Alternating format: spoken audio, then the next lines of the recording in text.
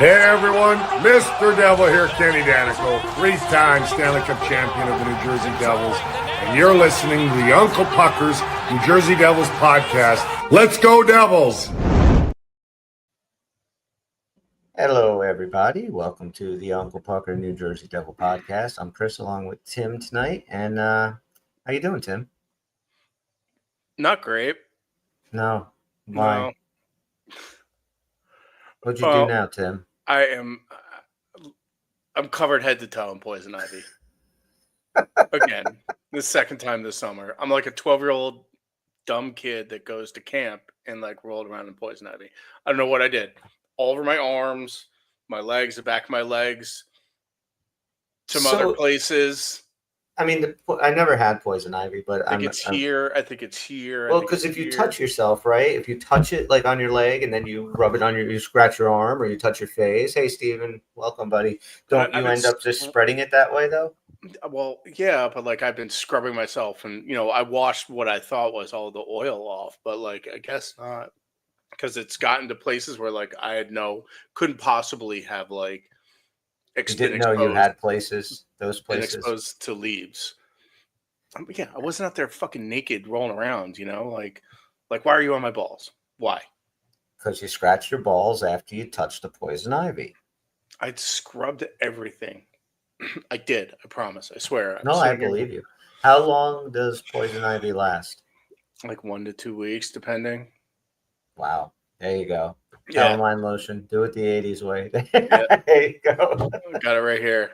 I've been like sitting in the shower, just like boiling hot water. It's like, oh, it feels so good.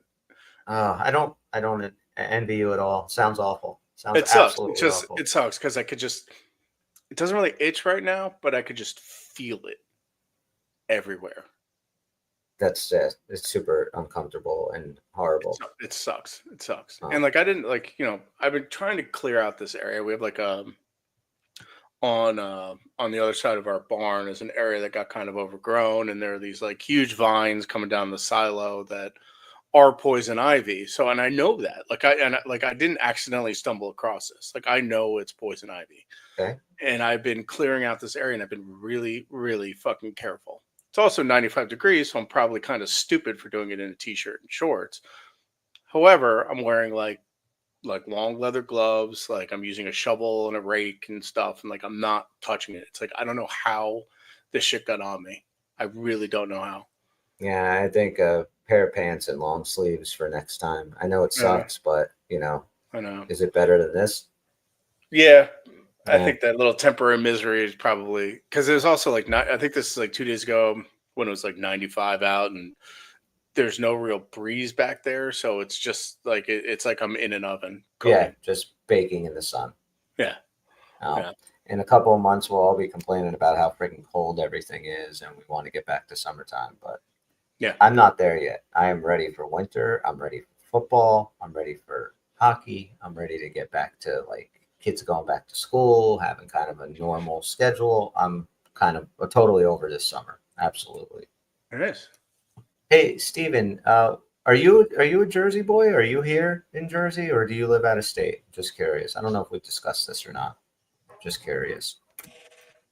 But we do have some fun stuff to talk about. I agree, man. Fall weather is definitely the best. DJ, how are you doing, buddy? Welcome. No, I agree with you, Steven. Fall weather is the best. Absolutely. I will take October, November weather over any other months of the year. So, yeah, right, October's the best month. You got football, college football, World Series. The only time I pay attention to Halloween, which probably, as I've gotten older, has become my favorite holiday with Thanksgiving. Hockey starting, the weather's just better. It's got a nice crispness in the air. I love it. I love it. You can wear shorts and a hoodie, or you can just wear, some nice jeans and a shirt. It's perfect weather. Whatever you want to wear. All right, so you're slightly north of me, Steven. You're in Monmouth. I'm in Ocean County. Okay. Very nice. All right. We have a couple of guys that we're going to go over today. Some new additions to New Jersey. I'm going to be doing a little rundown of Eveni Dodonov. Dodonov, right? We said not Dodonov. I think it's Dodonov, not Dodonov. Dodonov. I believe his nickname is Daddy, which is going to be really awkward with all the. I don't like that. I'm not calling him Daddy. It feels uncomfortable to me too. Not calling him Daddy, but yeah. So Evgeny Dodonov, whatever, and Tim's going to do Connor Brown. So since we don't have a contract to talk about for Luke Hughes and we legitimately have nothing else going on, I guess this is the right time to discuss this stuff. So there's a lot of good with Dodonov and some, I guess, I don't want to say red flags, but just some things that I think we have to concern ourselves about a little bit. I don't know much about him, so we watched a bunch of highlights, and he absolutely has a ton of skill, but there are some deficiencies in his game. I also didn't realize how old he was. So he's 5'11", 188 pounds, so he's not a big guy. 36 years old. He's a left shooting right wing. He was drafted in 2007 in the 3rd round. That was 71st overall by the Florida Panthers. So he played his first 6 seasons down in Sunrise with the Panthers. And out of 6 seasons, he saw 82 games once. His highest point total was 2018-19. That was the year that he did play all 82. He had 70 points, 28 goals, 42 assists. That was the max that he had with Florida. Averaged about 18 minutes a night on the ice. Then he played 1 year in Ottawa, played 55 games in those 1 year. He had 20 points, he had 13 goals, and 7 assists. And he averaged 15 and a half minutes of ice time. And then he went to Vegas for a year. He played 78 games, had 20 goals for 43 assists. I think his floor is 20 goals. Yeah, Steven's right. If he scores 30 goals, I'll call him Daddy. 20 to me is his floor. So there, depending on where he is in this lineup, there absolutely is for him to go to 30. So in Vegas, like I said, 20 goals, 43 points, 15.49 time on ice average. Then he had a year in Montreal. So 3 years, 3 separate teams. Only played 50 games in Montreal. Excuse me. Now, I don't know if this was an injury-plagued season or he was just a healthy scratch a lot. But like I said, he only got in for 50 games. He only had 4 goals for 18 points and was averaging 14 and a half minutes on the ice. Then he went to Dallas, did 3 years with the Stars. He played the best season he had there was, I think, just this last year, where he played 80 games. Tim, you'll like his numbers: 20 goals, 20 assists, 40 points, 13.30 a minute, 13.30 a night. So for his career, 617 games played in the NHL, 163 goals, 198 assists, 361 points. And there's some strengths and weaknesses to his game. And says his scouting report is skilled complementary winger, known for his speed, good shot, and playmaking ability, particularly on the rush. He's an effective scorer with a knack for finding open ice and creating chances, but can be a defensive liability at times. Which, as I was kind of doing this, learning a little bit more about him, I'm thinking about where is he going to go, and I have some thoughts about it, but I want to get through this first, and then we could discuss. So his strengths. His offensive skill. He possesses a good shot. He's dangerous with the puck, capable of scoring from various situations. I like that. His speed and transition play, speedy player who can effectively transition the puck up the ice. His playmaking ability is a strength of his. He has good vision and playmaking ability, making him a valuable asset on the rush and in offensive zone play. He's adaptable. He can play in different roles with various line combinations. So he's a versatile option for the coaching staff. And secondary scoring. He provides valuable depth scoring, especially in the bottom 6. And another thing they say about him, he's a very good mentor. And I think that's also part of why he was brought in here with Gritsuk coming up. And they say that he's a very good mentor to young Russian players. Now his weaknesses. Defensive consistency. He can be a defensive liability at times and struggles to consistently win board battles. It sounds like Dawson Mercer. His physicality. He lacks the size to consistently win physical battles against stronger opponents. And like many wingers, he's streaky.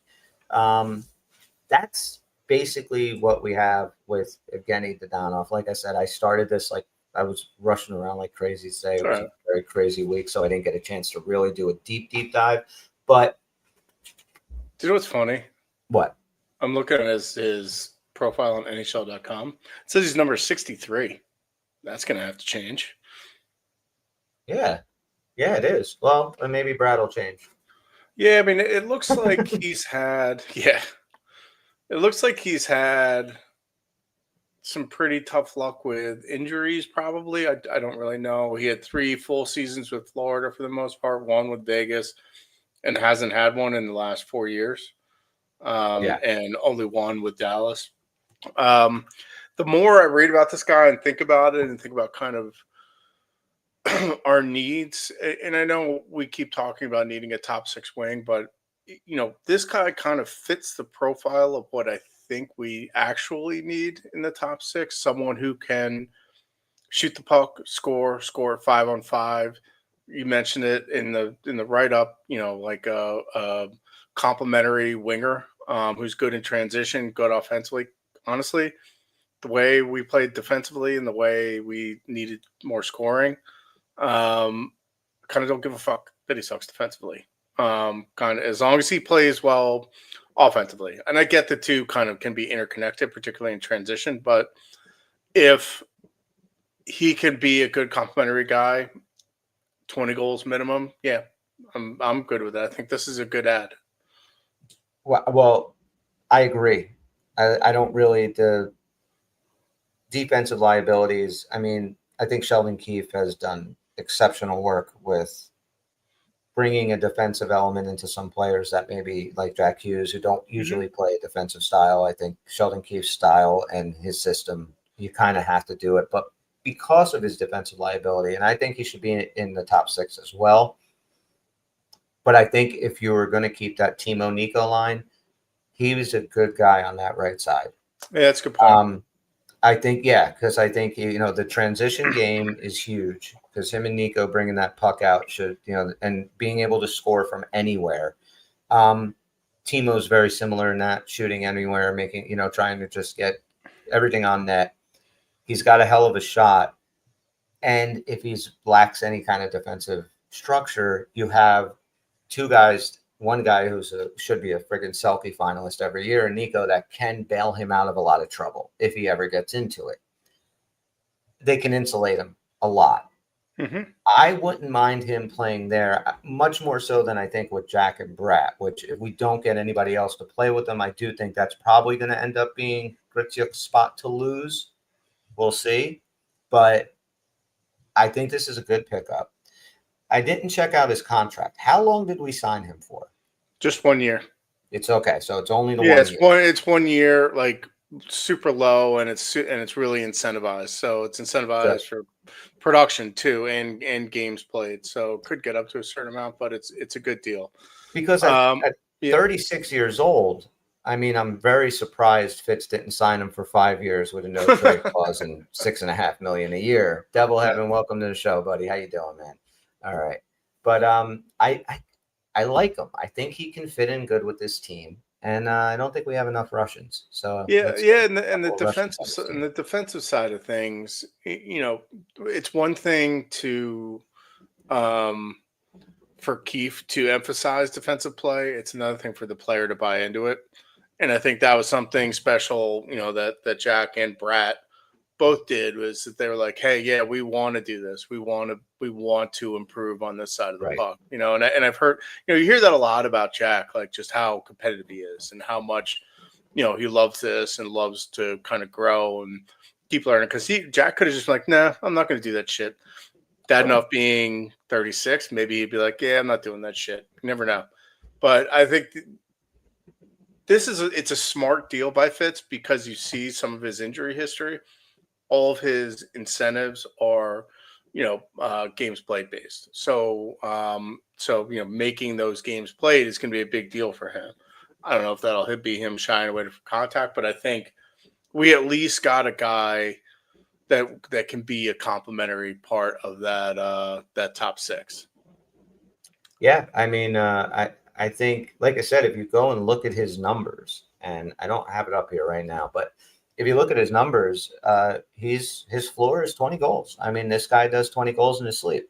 If he's playing with some really good, he's playing with some really good players in that top six. That could be 25, 30.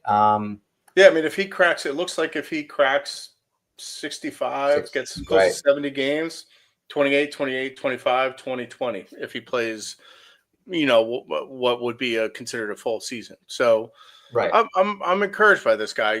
I don't particularly remember how he plays or anything specific that he's done that stands out to me. But I think, and also I don't think it can be overstated how important it is to have a mentor for Gritsuk. And I think that's a massive part. And the fact that it specifically says that about him in his scouting report is really encouraging. Real quick. So Steven, I got to put this one up. He's asking Devil Heaven, you ever hear of swamp ass? When I deliver the mail, I get ball soup. That is really, I got a fucking gross story. Right. Honestly, that's probably what happened to me. Why I'm covered in poison ivy in places where I shouldn't have poison ivy. Yeah. Some sweat may have gotten to certain places that it shouldn't have. Now, growing up, we used to call it boardwalk balls because we all worked up on the boardwalk in Seaside Heights, and you would get swamp ass, and it was boardwalk balls. I had swamp ass so fucking bad last night when I got home from work. I could barely friggin' walk straight. I was all bow-legged. I couldn't it was the worst. And when you get in the shower and the fucking hot water hits it, it hurts so freaking bad. It is the worst. It stings, but then it kind of feels good. But there is a wonderful preventative, and it is cornstarch. You put a little bit of cornstarch or a lot of cornstarch, whatever you want. You just kind of powder it up the sack in the surrounding area before you're heading out into the 100% humidity, and it will help. So, and what's up, Metalander? Welcome. No, there's no news, dude. There's no news. We are doing the third part of our Welcome to Jersey series. So we're covering Dodonov and Brown, just giving some more insight into him. And Chris is also giving medical advice on how to cure swamp ass. Yeah. And soup balls, which I think I may have to use for future reference. The soup balls is a good one. Boardwalk balls only works if you're on the boardwalk. Yeah, it could be a real mess down there. Absolutely. It's a big old swamp of crap, but right. We all get it. So welcome to the Uncle Puckers. Yeah. But I'm looking forward to this guy in this lineup. I think it's a really, we all wanted that big player that, go out and get a great winger to play with Jack or whatever. This is the complementary type of players to put with our superstars that can make a difference. I really believe that. Bro, listen, man, you can knock it all you want. Trust me when I tell you, cornstarch is a goddamn lifesaver. Chris works in the kitchen. I'd actually believe him on that one. Yes. Oh, I have a case of cornstarch in the back. I have an entire case. It's funny, like you'll go into the bathroom and you'll just see like all the guys at work. There's like a trail of cornstarch from like the bathroom stalls into the kitchen because everybody puts it on. So, all right, definitely that. But I think he's a good complementary player. I think that you gotta slot the guys that are going to be on this team in their right spots. We can't, again, Palat's on this team, which looks like he can't be in that top six. You got to give those two spots that are open with Jack's line and Nico's line to, I think, some new blood, because I don't think there's anybody other than Dawson Mercer that might be able to slot in there and be productive. I just don't think we have anyone else on the team right now. So I think that we got to give this guy a shot up there. I'm with you on that.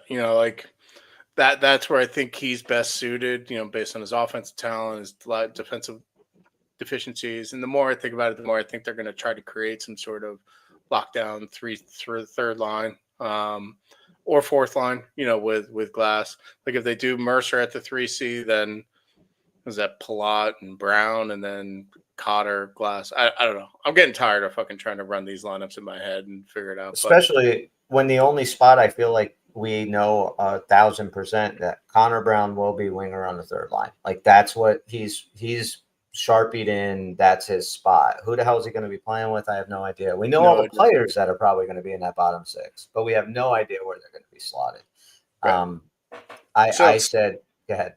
No. I was going to get into Connor Brown unless you want to. No, let's dive into Connor Brown. I'm so curious about him. I really got familiar with Connor Brown over the last 2 seasons with Edmonton's long runs and, seeing what he is. I was very happy when I heard that we signed him. So, yeah, I definitely want to hear about him. Another old guy. First things first, he is an absolutely iconic ginger. This guy, flowing red hair, flowing red beard, he's going to look incredible in Devils uniforms. And if we don't capitalize on his gingerness, the social media team and the marketing team have absolutely fucking failed us. He's 6 foot, 184. So again, not a big guy. And I think people, when they think about Brown and bottom six, your kind of natural inclination is to be like bottom six grit guy. He's not like a heavy gritty forecheck type of guy. Right. He's fast as fuck. He's super fast. He's 66th percentile top speed. All the other speed bursts, 93rd percentile and 80 to 20, 85th percentile and 20 miles per hour plus, 76th percentile and 22 miles per hour. So this guy is constantly on his horse. And that was that article that I wrote. My first blog for the jersey was about both Dodonov and Brown and the speed that they bring to the lineup and how that's going to help kind of elevate the whole lineup and help bring more pace to the lineup and play with a little bit more pace, hopefully. Because I actually heard a great analogy. The Let's Go Devils podcast actually last night. Sam Wu said it was a great analogy. He said it's like, how many times have you seen a quarterback? And Chris, you'll appreciate this. He's looking downfield. There's no receiver, so he just throws it away. Yeah. It's like, how many times did we see a defenseman just sitting there in our zone behind the net with the puck? Just looking, and he's like, fuck it, and just throws it up the boards. It's the exact same thing. It's like nobody's open because these guys are too fucking slow. So that's what I'm encouraged about. Connor he's a Toronto kid, drafted by the Leafs. This is his 5th team. He played for the Leafs, the Senators, the Capitals, and the Oilers. He actually played with Connor McDavid at the Erie Otters in the OHL. And he actually put up 128 points in his last season there with his draft year, which is fucking outrageous. Let's see what else. The benefits of playing with Connor McDavid. So I think one of the things that you look at his numbers, and they weren't all that great for the last 3 years. He only had 10 goals with Ottawa, and then 0 with Washington, and then 4 with Edmonton, and kind of bounced back. And I think a lot of that. Sorry, how many games did he play with Washington? That's somebody that he played 4 games with Washington. Okay. Because I don't remember him with Washington at all. Right, because he tore his ACL in October. So he tore his ACL in the 5th game of the season, and he was out for an almost entire year. That's what an ACL takes. That's what an ACL will do, and that's why that's something I keep bringing up with Jonathan Kovacevic, and nobody fucking will listen to me about. Is I think this guy tore his ACL. He's going to be done for a while. Why wouldn't they tell us that though? I have no idea. If it is an ACL, like if it's a legit ACL and he had the surgery and everything, I would say the earliest you might get him back for is the first game of the playoffs. That's the earliest. Exactly. It was torn ACL. It depends on the grade of the ACL. Like when the latest surgery to repair that, I don't care who you are. It's a long time. It's a long time, particularly if you're going to play hockey. And even if he does come back earlier than that, he's not going to be the same player for the first. And that's the other thing. We're not going to see real Jonathan Kovacevic until next year. When you watch any football player, especially running backs or even quarterbacks, have Achilles or ACL tears, especially, it's always the year after they come back that they are really back into form. Exactly what you just said. So, that's what happens. Like an MCL, yeah, you can come back a lot quicker. It's a much less invasive and horrible surgery. But yeah, I mean, I wish we knew what it was, because yeah, you're right. If it is an ACL, it's a year. If it's, just some ligament damage that needs to heal, he could be back, in December. It would be nice to know, but I'm sorry. Go ahead. Yeah, but Medellin, that's kind of what I was implying, is that, yeah, they're not just tossing in the stands. Like, you can't do that. That's a penalty. Right. I understand that. But yeah, they just throw to the neutral zone. They do. Yeah.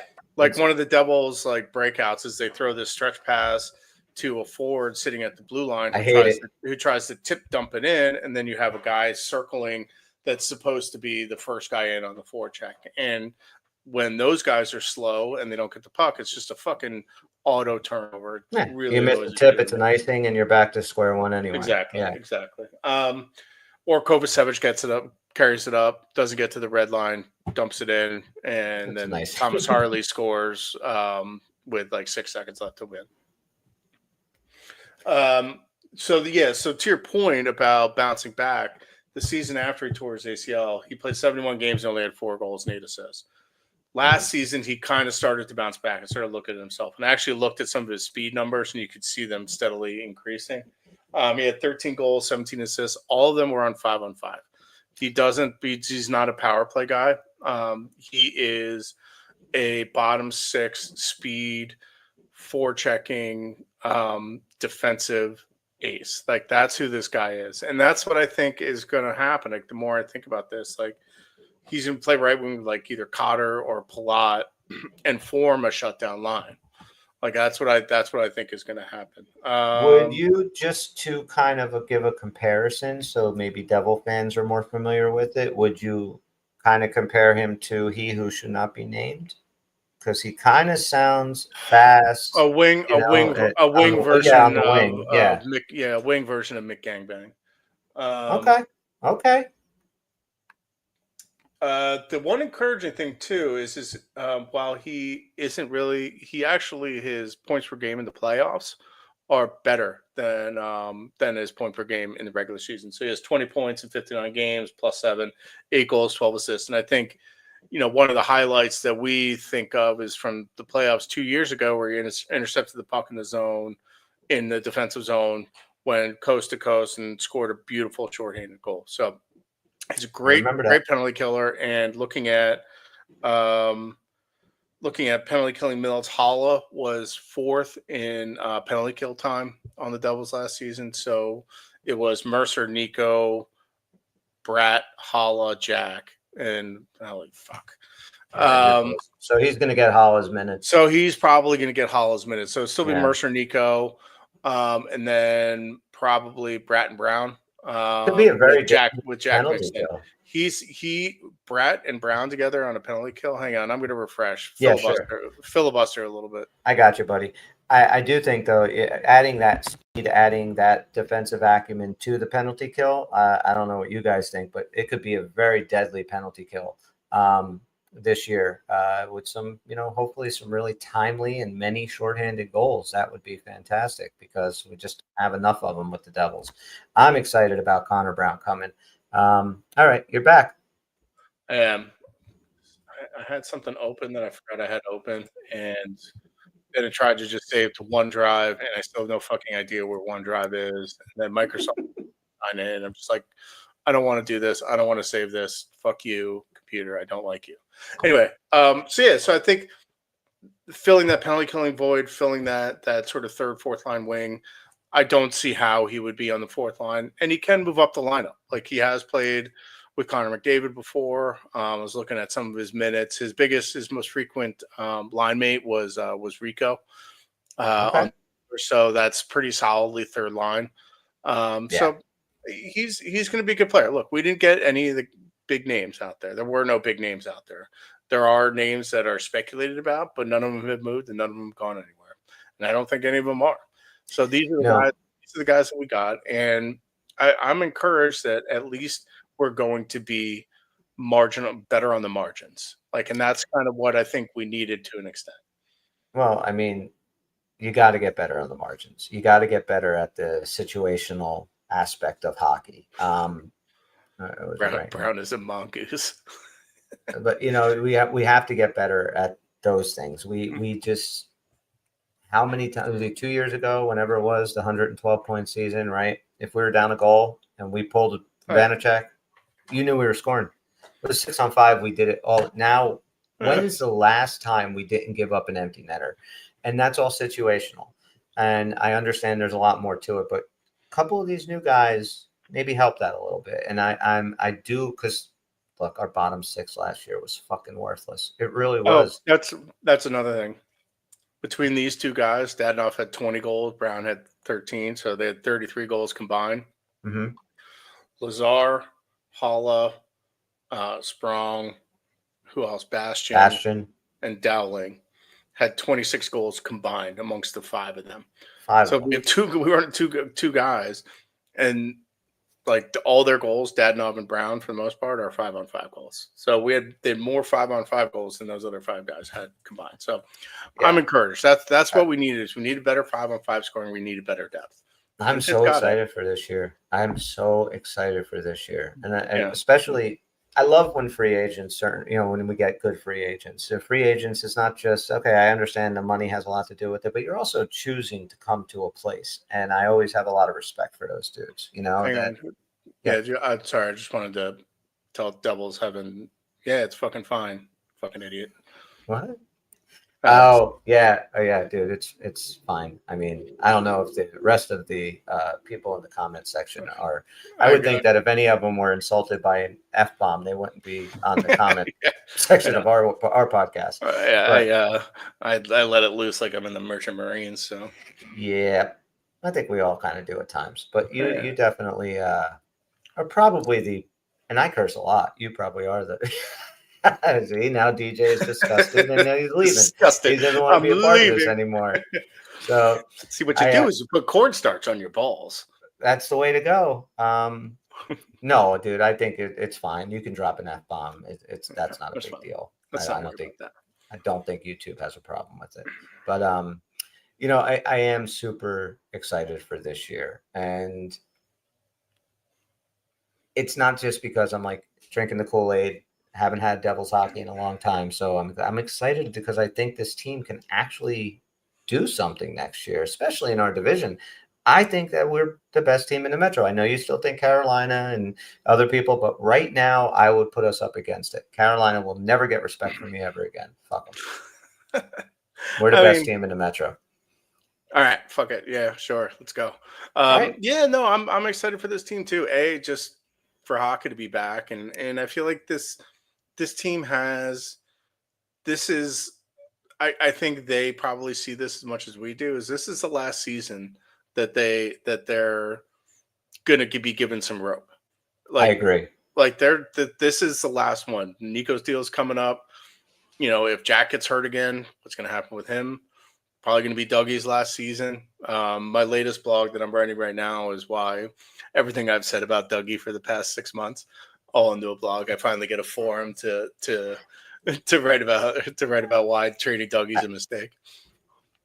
I mean, it made sense to me if you had your eyes set on Quinn Hughes. If it was like that, and also just because you have a big contract, he hasn't stayed healthy. That was something that was really bothering me. Like, dude, you gotta when you go back again, the 112-point season.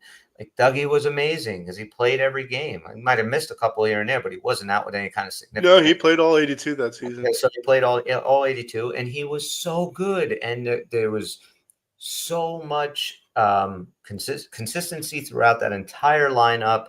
Everybody was playing fast and free, and it was something to be really excited about. In the last couple of years, being hampered with the injuries from Dougie, it gets to a point where it's like if Quinn Hughes, this shiny new object, is up there, or even not many guys I would trade Dougie for defensemen for defensemen. There's not many that I would just be like, I'll take it. But like Quinn Hughes is Quinn Hughes. Like get rid. Dougie, send him there. I mean, send him and Mercer there. Send a pick there. Whatever you have to do, and get him back. So the fact that when that wasn't going to happen, and kind of resign yourself, like I always do, to just sit back and look at the team, and then Do I really have that big of a problem with Dougie Hamilton? If he gets back to playing the way he did a couple of years ago, which to me means if he could stay healthy. Because if he's healthy, I think we have that Dougie. So just have to stay healthy. That's all it is for him. And my thing about that is like I understand we have like these kids that are coming up, and I would have been more comfortable with it had Kovacevic not gotten hurt. Like I've said. But I was just looking through like Nemec and Casey's numbers, and they're fucking bad. Like last season, they were bad. I think Nemec is going to bounce back, but we don't. They're both on their ELCs. We don't need to do shit with them. We don't need to make way for them. Like they're both on their ELCs. We can do whatever the fuck we want with them. They need to earn it. And I believe I agree with that. And I think that Seamus Casey absolutely has that exact same view of everything. I don't think that Simone Nemec does necessarily. Yeah, I don't know. What do you think about Nemec? Like, he seems like one guy for whatever reason that doesn't fit in personality-wise with this team.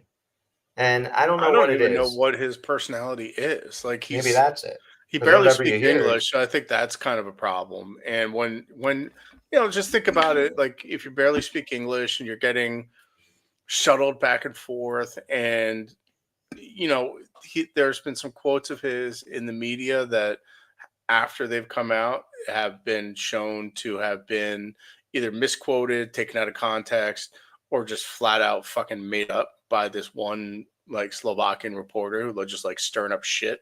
So weird. But like apparently the Slovakian reporter is buddies with Nemec's agent, and Nemec's agent's the one that's mad because the narrative. Because the longer Nemec stays in the AHL, the lower his deal is going to be, and the less Nemec's agent's going to get. Or is this just plausible deniability for Simone Nemec? I don't know. He could be doing the Shohei Ohtani thing where it's like, oh, I don't speak English except if it's to put down a triple play parlay. Right, exactly. So I don't know. Hockey has personalities, and it's an international game. Like he will find a way to fit in, and if he doesn't, fine, get rid of him. But what do you think of him as his play style and all that with this team? Like, I love it. I love his play style. Yeah, like I think he has a poise and subtlety to his game that is well beyond his years. I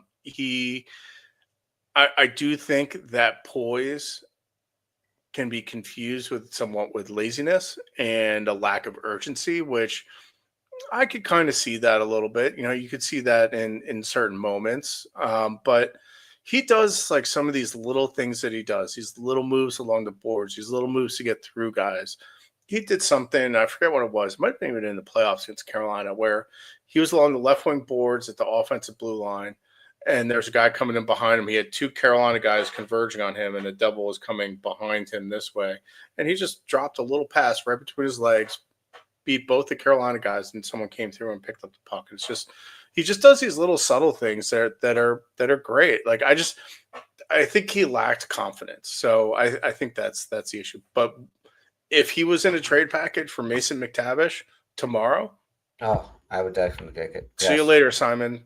Good to know you. Now, all right, so when it comes to Nemec,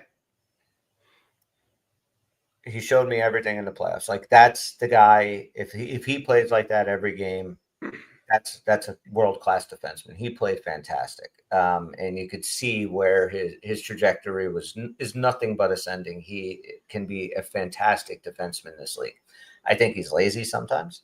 I don't think that's anything other than him being lazy sometimes. Now, he was not at all in the playoffs, but I do think he does take a little bit of time off here and there. That kind of worries me a little bit. And the other thing with him is he's emotional.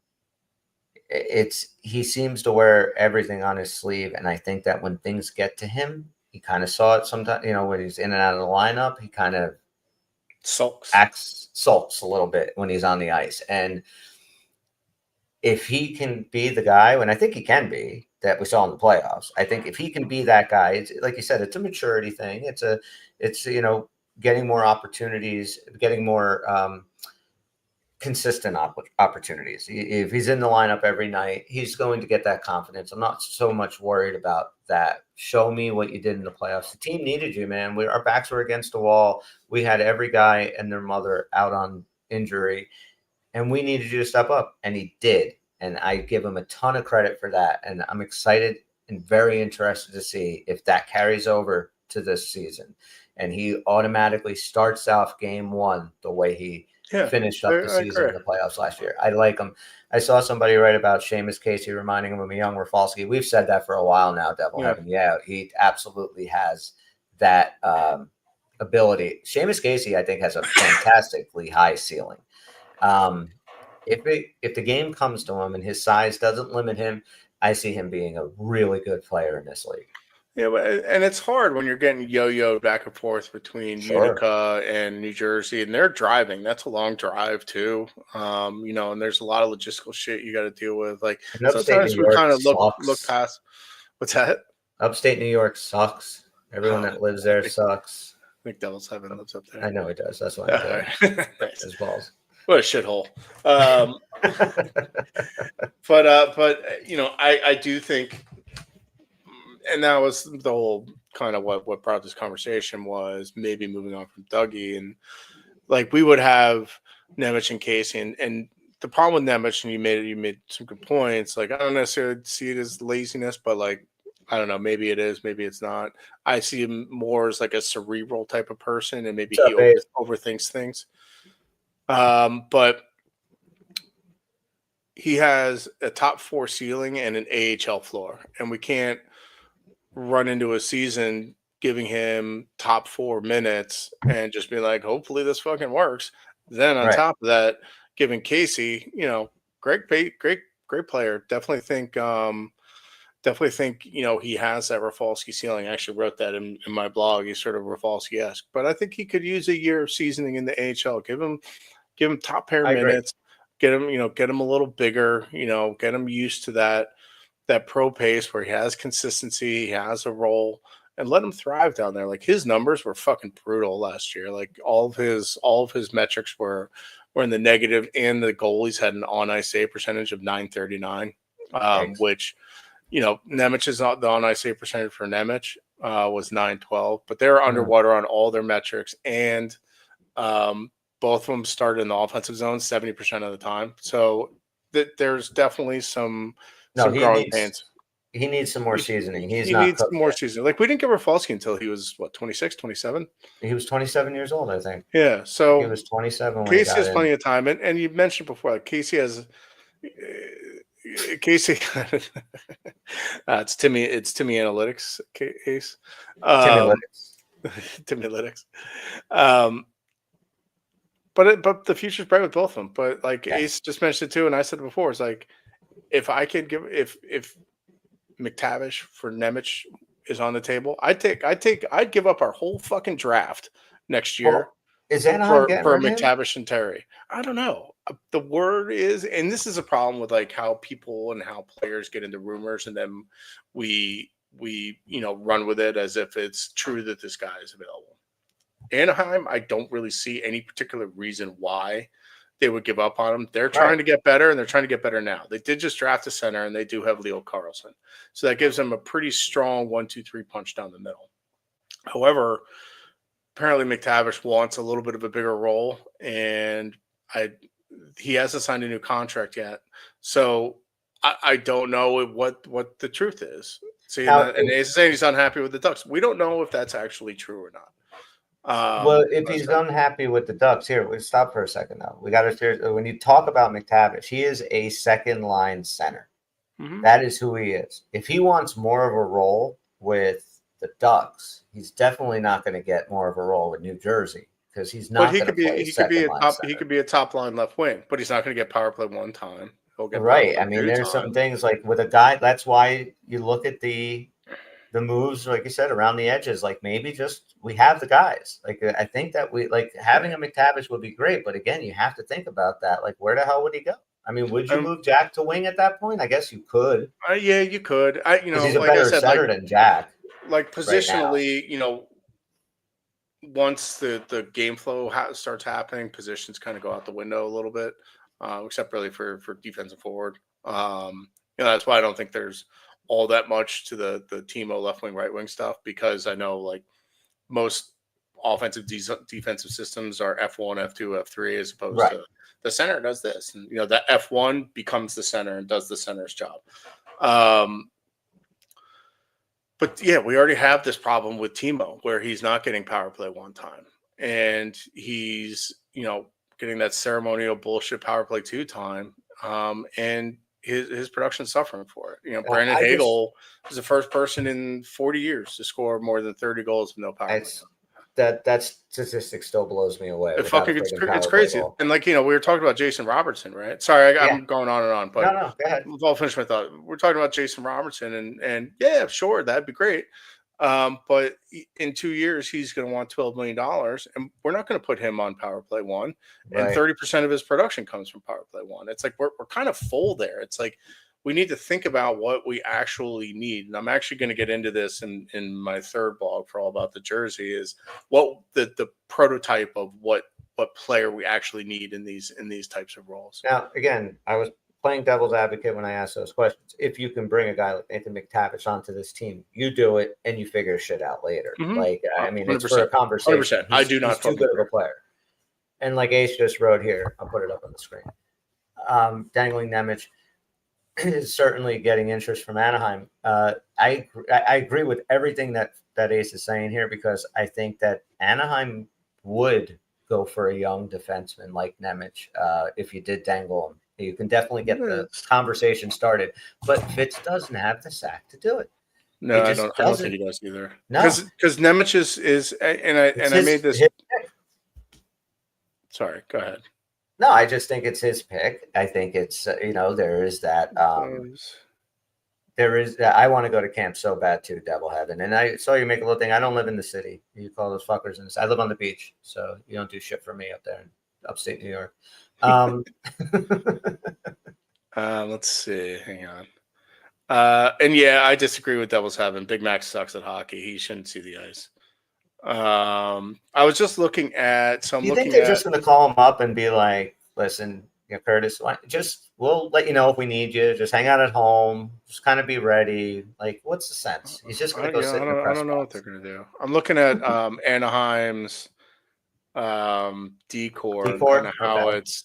So they've Jackson Lacombe, who's nasty, Pavel Minchikov, who's really good, Olin Zellweger, who's really good. Actually, they have a fucking ridiculous decor coming up on the left side. On the right side, gets a little bit more of an adventure, which is where Nemec would slide in. It's Trouba and Gudis, which is hilarious. And then their next righty is Drew Hellison, and then they also have a kid named Tristan Luneau, who no idea if that's a real person or not. So Drew Hellison is their third pair right D, but so I feel like Nemec would probably be an upgrade on that. Maybe we get Hellison back or in that, but the point is Anaheim has the most cap space. They could take on Nemec for McTavish. Fuck, if Fitz can give Verbeek to pull that off. I just don't see it happening. And then McTavish still needs a deal for next season. And if he wants $7 million, that's another $7 million we need to find space for. That's another $7 million guy that isn't going to get power play one time. So I don't know. These are all the kind of balancing acts that you have to do. And I agree with Ace. Yes. If we are at the point where we can overpay. We have a shit ton of assets that we can overpay with. Like, we shouldn't give a fuck about this 26 first, even though it's going to be a great draft. Because if we're in the McKenna sweepstakes, then things have gone fucking horribly wrong for us. Then we don't have to worry about Fitz anymore because he wouldn't be the general manager of this team. And yeah, I mean, you have to. This is the year. There's no excuses. There's no bullshit. This is the year. Like Ace said, win now. Like, you put it together. You want to get a piece or two. Like, if you really thought, the way that real quick, like the free agency back in the spring, we know why nobody moved. We know why it was a super quiet one. And we know that the cap is going to go up significantly in the end of the season, 2026. I see this trade deadline being a fucking crazy couple of days. I think this trade deadline coming up for this year is going to be nuts, especially if you don't have what you had this year in the Eastern Conference, where I mean, basically all 16 teams were fucking in a playoff run at that point. Mm-hmm.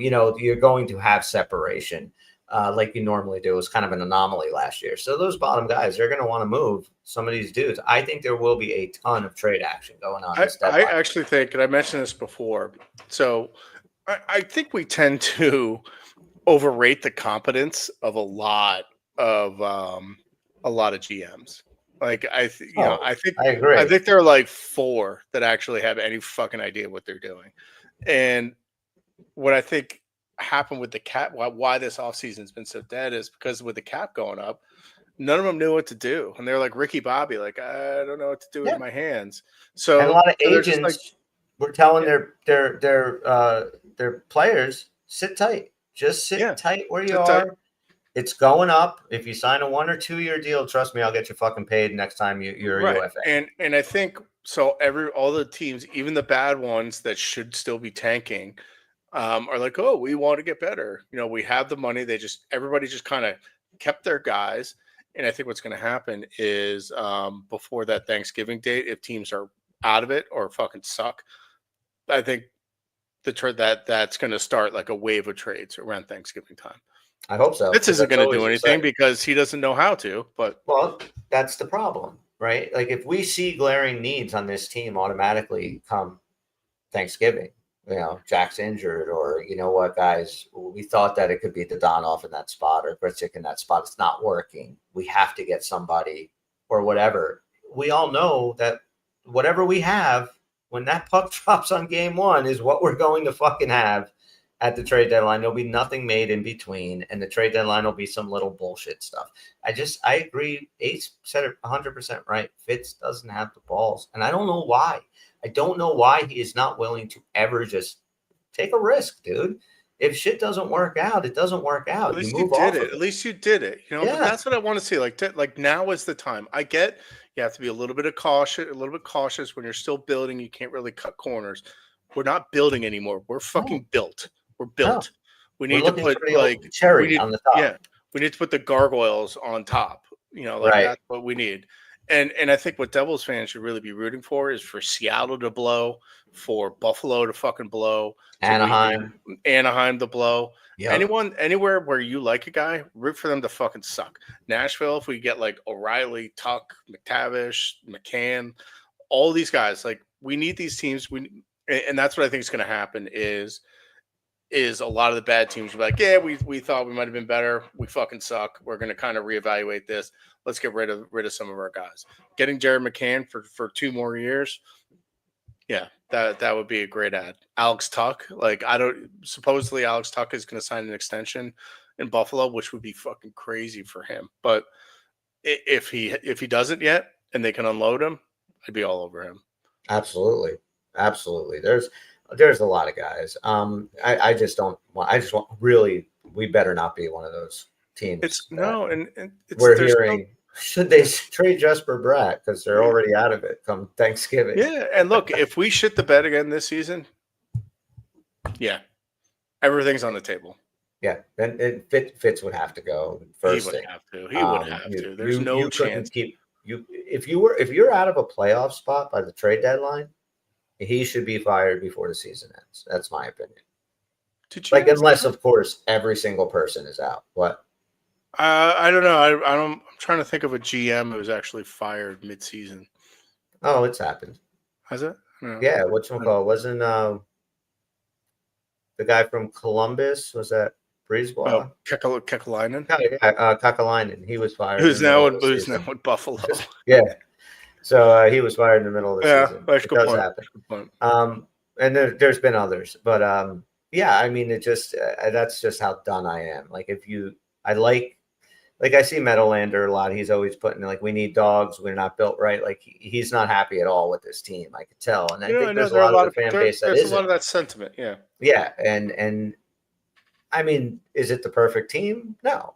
We have a lot of holes, but we also have some dudes coming into camp that might be able to fill those holes. And if we go into the season, they're not filled and the guys that are there are not producing, then you're really not Meadowlander, not excited about this team, or you really are excited about this team? Not excited. That's what I meant. But anyway, just being the contrarian in the chat.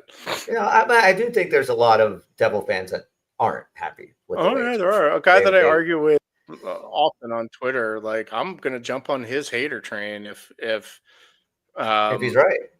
I mean, I just was a little bit more patient, but like, I don't know, maybe he does wind up being right. But like, if Gritzuk doesn't figure it out, right, for whatever reason, the North American style isn't working. He's not fitting in. It's not happening. That would be a big kick in the balls for this team. Like, we're depending on him to be, a special player. We're expecting him and depending on him to contribute a lot. It's a big unknown. We have no idea how he's going to play.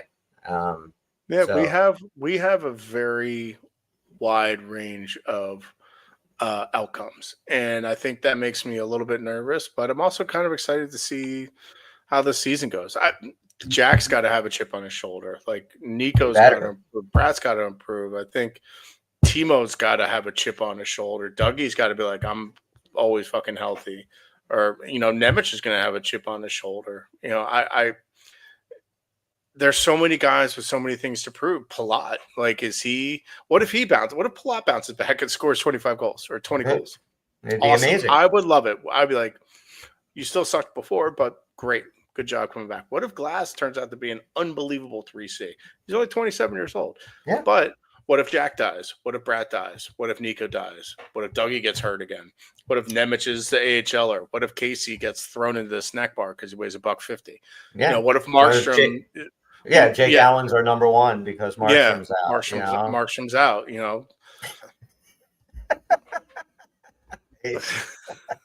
If Palat gets 25, I tat him on me. I'm going to hold you to that. Dude. Oh, hell yeah. Everybody saw there it. It is. If he gets, I am so rooting for Andre Palat. Here's the thing. Does he have to do it on the Devils?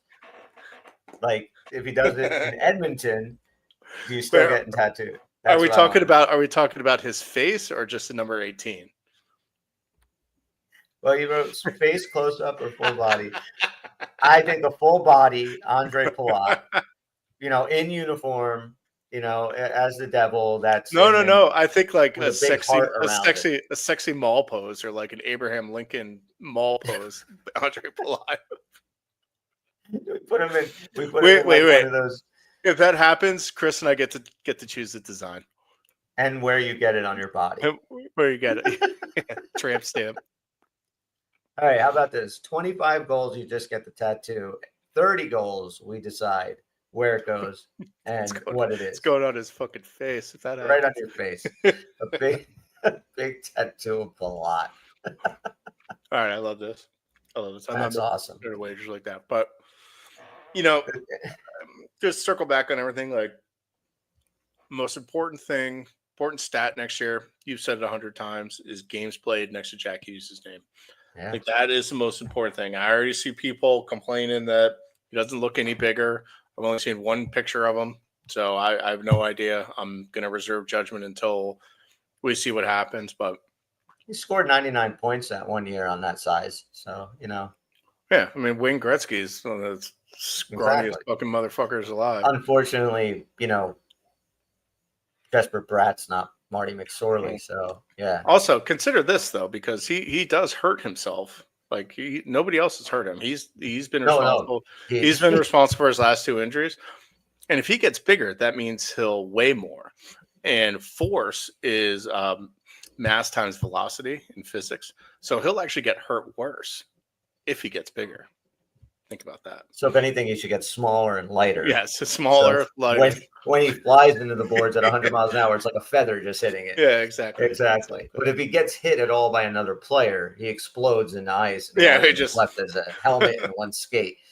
But yeah, I mean, that's it. It's all about the health. But as far as like being upset that this isn't the team that we wanted, no, it's not. But there is some hopeful things. There are some guys who might, like I said, be able to step in and surprise us. And we don't have the Did anybody expect Brian Rafalski when he stepped into this lineup to be what he was? Did anybody expect Juho Lamico to score 40 goals? Right. You know, I mean, there are certain dudes. The year that Gomez came in, did anybody expect him to have that season? Like out of nowhere, right? When Brian Giunta first got in, we weren't expecting who they became, and they became great Devils. Maybe there's a few guys like LaChance. Yeah, like LaChance. You know, I love LaChance. Fucking monster. Yep. And I think he might have something to say about going back down to Utica. I think he's gonna try his ass off to make this team, and I hope he gives them something long and hard to think about. It didn't come out right. Phrasing. Phrasing. Yeah, we're tired of the Canes, Meadowlander. We are, but fuck the Canes. They're nobody. I think we should go. I think we should go reverse psychology with the Canes, because we've been saying this for 20 years that they own us, all this shit, or fuck them, fuck everything. I think we should go. I love the Canes. They're the best team that's ever lived, greatest team ever. Reverse psychology of this shit. You guys are so good. Candy Miller, you're the best. You're so handsome. Can we clone Ron Brindamore and put him in our bench instead of Sheldon? Hey, Brindamore, can I fuck your wife like Lindros did? And then you're the one that got traded. Oh, wow. Just kicked in the nuts. Ultimate cuck. He did get the cup, though. I mean, and his brain still works. Yeah, so, well, there's that. Russ kind of got screwed on that one. He's not scamming people out of real estate deals in Philly. All right, boys and girls. We're going to wrap this thing up unless you have something else you were going to. No. Everybody, I got some shepherd's pie waiting, and then I might go join Ace later. I was also told that, Ace is doing his show at 10 o'clock, so get on up. I will be hopping on and watching and seeing what Mr. Ace is talking about on his show tonight, Running with the Devils. Check it out, guys, wherever you're listening to us. A 5-star review, a positive comment helps a little podcast that could. Hit the subscribe and like on the YouTube channel. We're really trying to get that going. For all you guys, once again, hanging out, always fun. Love chatting with you, and cannot wait till this season gets going. So for Tim, I am Chris. We are 50% of the Uncle Puckers, and we'll see you when we see you. Eat my nuts, Valacat. Hang on. Somebody had their outro on our friggin' I almost just put somebody else's on. Valacat, how's your daddy's car dealership doing? My daddy owns a dealership.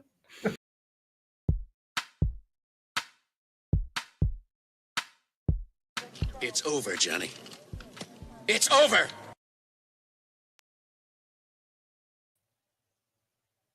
Another fun show, Mr. Tim. Absolutely.